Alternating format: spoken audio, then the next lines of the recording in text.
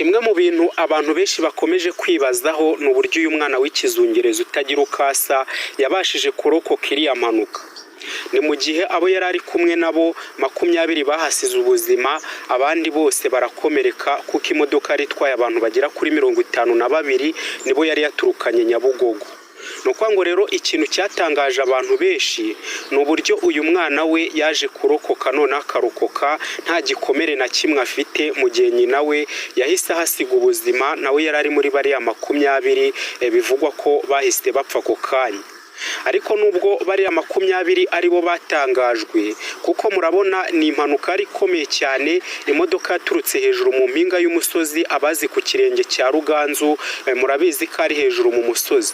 Nuko ngo rero imodoka yaturutse hariya hantu iramanuka igenda yibarangura yuzuyemo abo bantu bose, iramanuka iragenda igwa mu gishanga, kuko yatangiwe n'agasozi ko hakurya biteganye. Murumva ko kari agasozi yaguyeho kakayihagarika iyo katabaho, nubundi yari gukomeza ikagenda, kuko abantu bavuga ko ahantu yaturutse naho yaguye byibura ari mu ntera ya kilometero. Murumva ko kilometero rero aba ari urugendo rurerure, noneho ari n'ahantu hasa nk'ahanamye himanga. Nukuvuga ngo rero ikintu abantu benshi bibajije ni ukwibaza uburyo uyu mwana utagira ukasa w'ikizungerezi we yaje kurokoka, ibintu abantu benshi bakomeje bavuga ko Imana ari inyamaboko kandi buri kimwe cyose gikora ifite impamvu igikoze, kandi burya umuntu nanone apfa ari uko umunsi we wageze. Nukuvuga ngo nsubiye inyuma gato y'uburyo impanuka yatangiye rero, imodoka ubundi yahagurutse Nyabugogo yuzuye nta ntebe n'imwe isigaye, kuko murabizi ko zino modoka kenshi zijya mu ntara ntago zishobora guhaguruka Nyabugogo, nubwo mwamwakatishije ntago yapfa guhaguruka Nyabugogo ibona ituzuye. Nukuvuga ngo rero nibyo byabaye no kuri iyi modoka yo mu bwoko bwa minibus rero ya Agence ya International. Nukuvuga ngo yahagurutse Nyabugogo irimo abantu bagera kuri 52 kuko imodoka yari yuzuye.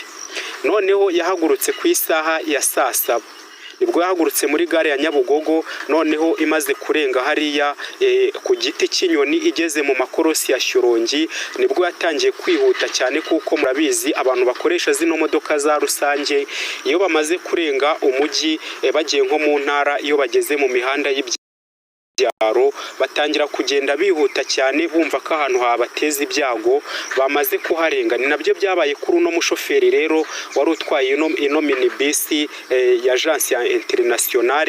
Ubwo bari bamaze kugera mu makorosi ya Shyorongi yatangiye kugenda yihuta cyane, noneho abagenzi yari ahetse bamwe bakagenda bamubwira bati shoferi wagiye buhoro, wenda tukagerayo dukerewe ko tubona urimo ugenda wihuta cyane. Ibyo rero umushoferi yarabyirengagije atangira kugenda yihuta. Ubwo bari bageze hariya mu murenge wa Rusiga, aho ngaho ni mu karere ka Rulindo. Abakoresha uyu muhanda wa Kigali Musanze Muhazi nko ku kirenge cya Ruganzu, murabizi ko ari ahantu mu musozi, ahantu hari imihanamango. Nukuvuga ngo rero imodoka ubwo yari igeze ahangaha na wa muvuduko wose yari iri kugenderaho ngo barebe ko bagerayo kare ibona uko igaruka, ntago byaje kubahira, kuko yari yamaze, murabizi imodoka iri kwirukanka iyo igeze ahantu hari ikorosi isa nk'iyiba umuhanda. Niko byari byagenze rero, ikimara kwiba umuhanda yahise ibona indi modoka yari iturutse hariya mu karere ka Musanze mu ntara y'Amajyaruguru, nayo yari iri kuza yerekeza i Kigali. Noneho uyu mushoferi wari utwaye ino minibus ya International yabonye iyo modoka n'ubundi biri hafi kugongana, kuko yayibonye mu buryo butunguranye, niko guhita kubanura iyi minibus yari itwaye abagenzi 52. Akimara kuyikubanura ngo asubire mu mukono we rero, kubera wa muvuduko wose yari ariho ndetse n'abo bantu bose yari ihetse, yahise ita umuhanda ihita igonga igiti cyari cyegereye umuhanda.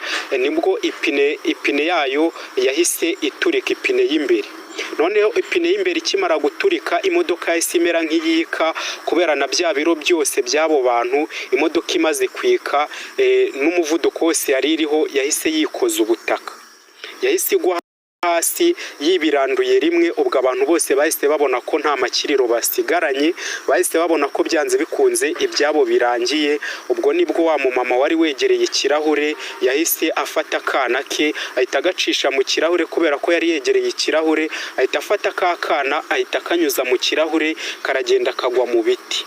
ubwo kaguye mu biti rero ko bw'amahirwe na wa munsi w'umuntu uba utari wagera, imodoka ntiyaza kumukandagira, imuca iruhande, ariko imuca iruhande nko muri desimetero nkeya cyane, kubwo haburaga nka desimetero n'ubundi ngo nawe imuce hejuru. Ubwo murumva ko nawe ibyo biba byarahise birangira. Noneho akimara kumujugunya, ubwo imodoka yahise itangira kugenda yibarangura, kubera ko ari ahantu h'imanga n'ubundi uko yibaranguraga niko yagendaga ifata umuvuduko, ariko igenda yibarangura. Abantu bari hakurya bavuza induru baravuga ati abantu barashize, abantu barashize.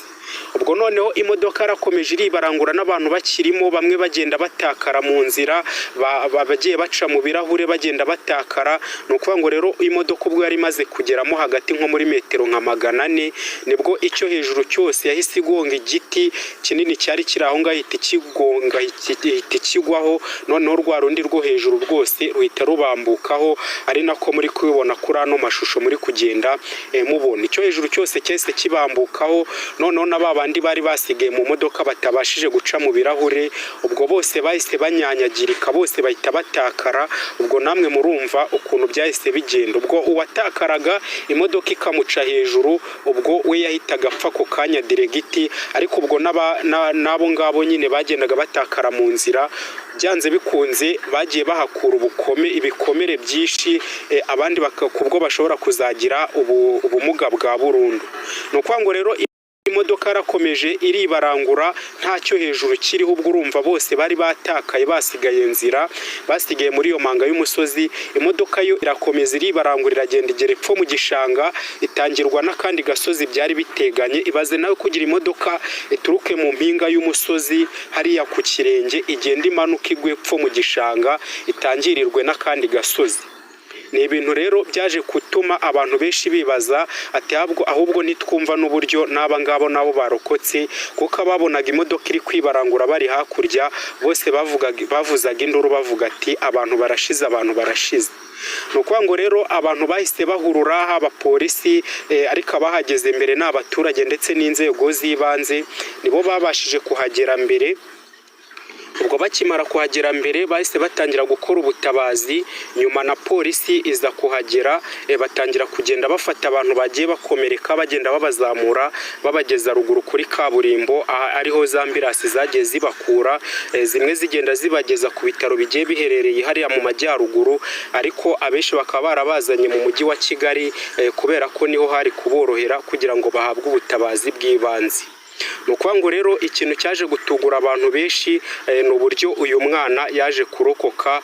Uyu mwana rero abantu benshi bakaba baragiye bavuga ati burya umunsi w'umuntu upfa ari uko umuntu wageze, bavuga ati burya Imana ni inyamaboko kandi buri kimwe cyose igikora ifite impamvu.